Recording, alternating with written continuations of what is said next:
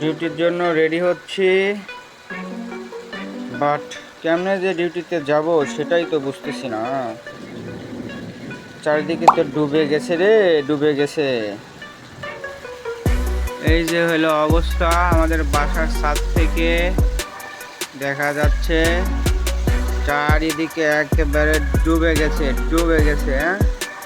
আর দেখেন রাস্তার অবস্থা ফুল ডুবে গেছে। আমি এখন কেমনে ডিউটিতে যাব? আকাশ তো একদম গ্রুম গ্রুম করতেছে, মনে হচ্ছে আরো তীব্র আকারে বৃষ্টি আসবে। অন্যান্যরা তাও 1 ঘন্টা লেট করে গেলে সমস্যা হয় না, আমরা তো হেলথ প্রফেশনে আছি, আমাদের তো 1 ঘন্টা লেট মানে অনেক বড় কিছু।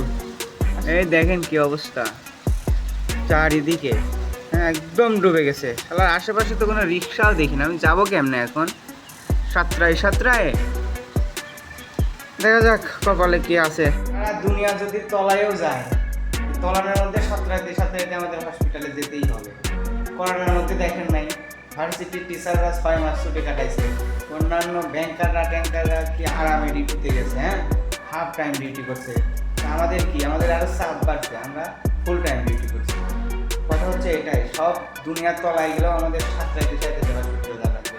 সমস্যা নাই, এদের সাথে BMW আছে, আমার প্রিয় BMW-কে নিয়ে এখন দেখা যাক রিক্সা টিক্সা পাইলে যাবো, নাহলে সাতটায় চলে যাবো হসপিটালে। দোয়া করবেন সবাই। এটা হলো আমার বাসার সামনের অবস্থা, আপনাদের কি উপর থেকে তো দেখালাম, আমার বাসার উপর থেকে। এই যে এখন রিক্সাওয়ালারা তো যাইতে চাচ্ছে না, এখন কি করব, কেমনে যাব ডিউটিতে? হাঁটু কাপড়কে গুজে একদম রওনা দেওয়া শুরু করবো নাকি? সেটাই করি নাকি? যাই রওনা দেই, দেখি বিসমিল্লাহ বলে। এই যে কাপড় হাঁটু পর্যন্ত গুছছি, সিভিল ড্রেস, যদিও হসপিটালে আমার ইউনিফর্ম রাখা আছে, এই জন্য সিভিল ড্রেসেই বের হই। যাক বিসমিল্লাহ, রিক্সা নেই তাতে কি, এদের রওনা দিলাম, দেখি সামনে আগাই, রিক্সা টিক্সা পায় নাকি। তলায় গেছে আল্লাহ জানে। মেন্টাল হসপিটালে তো আবার একটা রোড আছে একবারেই তলানো, একটু পানি হলেই তলায় যায়। আর একটা রোড রিসেন্টলি ঠিক করছে, কিন্তু ওই রোডে ঢোকার মাথায় আবার অনেক সমস্যা। রিক্সা যে কোন দিক দিয়ে নিয়ে যাবে আমার পাইলেও সেটাই বুঝতেছি না। ভাড়া আজকে চাই বসবে, একদম গলা কাটা ভাড়া। দেখা যাক, সবই তো ডুবে গেছে, আশেপাশে অবস্থা খুবই খারাপ। আচ্ছা,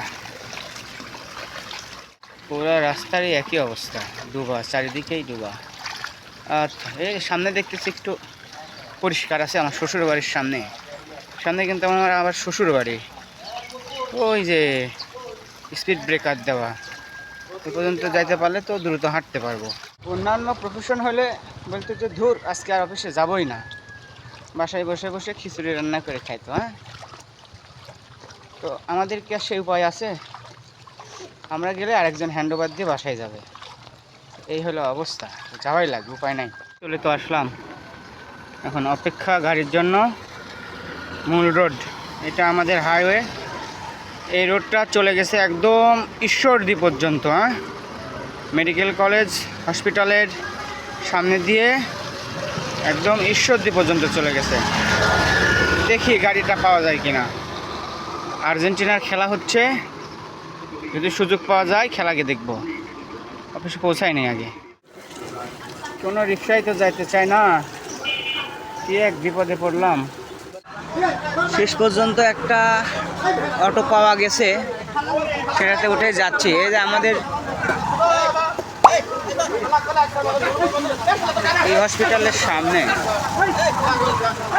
কাশীপুর মোড়ের উপর কি অবস্থা, একদম ডুবে গেছে। পাবনা মেডিকেল কলেজ হসপিটালের সামনের মতো একটা জায়গায় এখানে মেডিকেলই হচ্ছে, এই যে রাস্তা মেডিকেল হচ্ছে, বড় বড় এরকম খাদ্রে বাদ্রে গর্ত। এই জিনিসগুলো দেখবে কে? দেখার মানুষ নাই। অতটা ভয়াবহ অবস্থা ভাবছিলাম, অতটা ভয়াবহ হয় নাই। পুকুরের আশেপাশের রাস্তাঘাট এখনও ডোবে নাই, আর একটু বেশি বৃষ্টি হলে ডুববে। এবং এই জায়গায় কিছু মাছও পাওয়া যাবে। হ্যাঁ, এই যে ডুবে গেলে কিন্তু এইসব জায়গায় মাছ পাওয়া যাবে। মেন্টাল হসপিটালের মাঠ। ফাইনালি হসপিটালে চলে আসছে। খুব বেশি হ্যাসেল হয় নাই, মানে অত বেশি ডোবে নাই আর কি। মেন্টাল হসপিটাল রিসেন্টলি রোডটা ঠিক করছে, তো উঁচা করছে, এই জন্য এখনও ডোবে নাই। মাঠটাও এখনও ডোবে নাই, তার মানে আরও বেশি বৃষ্টি হলে ডুবে যাবে। ফুল গাছগুলো সব ডুবে গেছে, এর ভিতরে সব ডুবে গেছে ফুল গাছগুলো। আর একটু বৃষ্টি হলে একবারেই ডুবে যাবে এবং আমরা মাছ মারতে পারবো সম্ভবত। এখানে মাছ মারা যায়। এই যে 6 নম্বর ওয়ার্ড, এই ওয়ার্ডে আমি ডিউটি করি। এই যে এই গাছটা কিন্তু সুন্দর লাগে আমার কাছে। এটা কি গাছ কমেন্টস করে আমাদেরকে জানাইতে পারেন। তো এই হলো, আমি ডিউটিতে চলে আসছি, এখন ডিউটিতে ঢুকবো। সো বন্ধুরা, আজকের বর্ষার ব্লগ এখানেই শেষ। দেখা হবে নতুন কোনো ভিডিওতে। ভালো থাকবেন।